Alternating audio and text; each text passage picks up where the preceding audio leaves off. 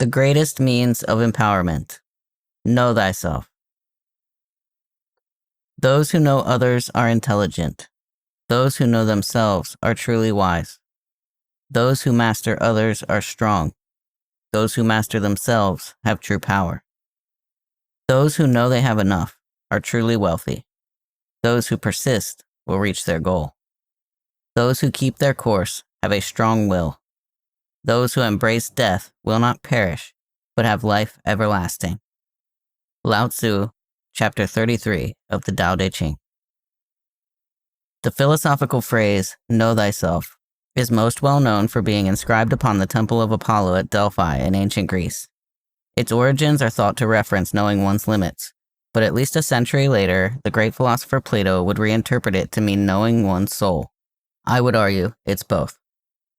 Most people who undertake the inner healing journey do so slowly over time, sometimes lasting the rest of their lives. Some people dive deeply for a year and then move on. I've always seemed to fall outside of boxes, and likewise did so here. The irony is that there is no end to the depths one could go. It's easy to get lost in the darkness if one is not careful. I had no guides. I guided myself. I had no support. I supported myself. I walked the darkness while scared shitless, and I refused to stop traversing the chaotic landscape until I'd learned enough and cleaned up enough to pull myself out. One thing I hardly ever hear anyone talk about in regards to this journey is the power of knowing thyself. After going to the depths of one's psyche and inevitably one's soul, it's impossible not to know thyself. If you do not know yourself, then you did not go to the depths. Knowing thyself can be incredibly tricky, because who you really are is buried beneath a world of conditioning and learned behaviors, none of which you ever stopped to examine and decide whether or not to keep. In a way, the healing journey is cleaning out one's closet. Long before the journey began. Many years prior to this undertaking, I had studied Buddhism extensively and practiced living a life of compassion. During this time, I learned how to take responsibility for my actions and hold myself accountable, especially when unintentionally causing harm to others. This, somehow, led to me also calling myself out for my own shortcomings, even when it affected no one in a harmful way. I found it quite curious at the time, as I realized by doing so, I was protecting myself from others pointing out my character flaws. I continued to do it from that moment onward because I realized the important role it was playing. When getting called out for my shortcomings before I myself did so, I would feel put on the spot, like a deer in headlights, and panic would often overtake me. By stating these perceived shortcomings aloud, I completely wiped away the opportunity for others to disempower me. I owned myself. No one else owned me. It took until recently to realize it was the starting point for knowing myself and finding the empowerment that comes from this one practice. It's only the start because it's behavior-based. It's surface level. We don't often realize behaviors, as with all surface level things, start from within. We don't often question what is happening beneath the surface to warrant those behaviors. When the whole world's projecting. I won't lie when I speak on the topic of projection. It is incredibly elusive to me because it seems to me as if it's a common human trait. Everyone does it. I don't know if that's correct or incorrect, but I know that most of what I hear about projection makes it seem incorrect. My experience, however, is what leads me to believe otherwise.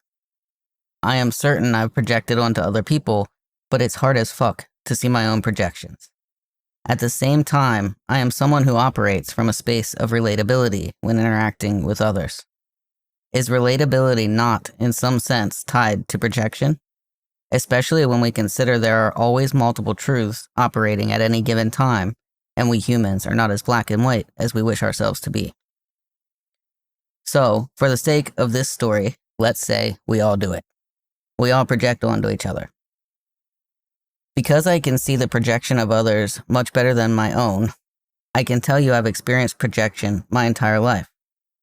Others perceive me to be naive, sensitive, shy, and maybe even weak. I will tell you that I am sensitive, but I am certainly not naive, shy, or weak. I am introverted. I am a deep thinker. I am an observer. I am a creative. I am a lover. My introspection was taken to be shyness. My timid nature was also taken to be shyness, when I was really fearful of others' projections. Imagine that.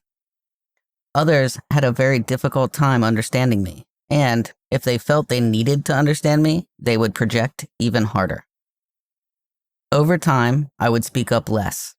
I would speak more softly. I would share less of who I was inside. I learned that my true essence was not okay for the people of this world. That stayed with me for decades of my life, that belief. The real truth is that when I speak, it makes others uncomfortable.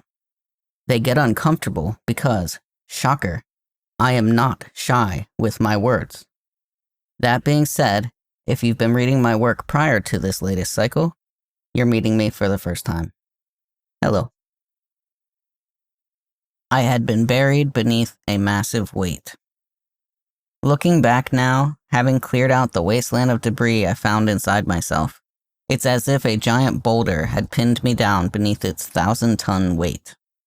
It wasn't just debris and rubble I had to clear away. I had to chip at the boulder first. If this doesn't illustrate the exhaustion I've felt over the last 3 years, I don't know what else would. It was the most arduous task I've undertaken to date.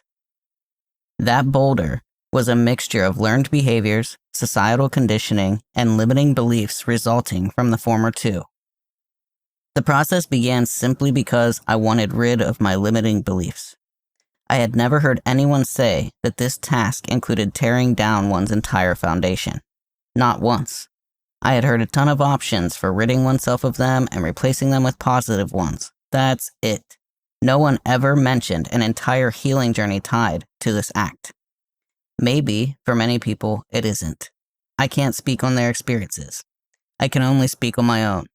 And this brain is a curious motherfucker who loves to know why about literally everything.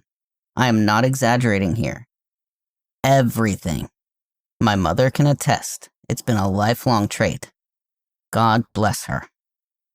So, I would often ask myself why I believed these limiting things. More often than not, I would be led to some memory of my past, or multiple, that led me to believe the thing. I then had to sift through other perspectives of those memories, which led to new perspectives of the people around me at the time and feelings I didn't even know I had surrounding the incidents. Boom. Healing journey. This may sound god-awful tedious, and I assure you, it fucking is. It's excruciating, but it was my process. It's simply the way I had to do it. By the end of all that new awareness and having felt the hard feelings, I could see from an entirely new vantage point, an empowering one. I could see that I was not that limiting belief. I was not that learned behavior. I was not that conditioning. I was led astray. Can I know myself without all that shit? You may be asking yourself this question right now. I don't blame you one bit. I long wished it was not my process. It worked, but it was a lot. I sacrificed a great deal for it in my personal life. I can't tell you one way or another if you can skirt around that deeper probing or not. I would advise you to take whatever approach comes most naturally to you.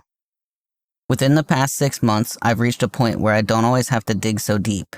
I do for certain things, but definitely not all. This portion comes back to only one thing: feeling.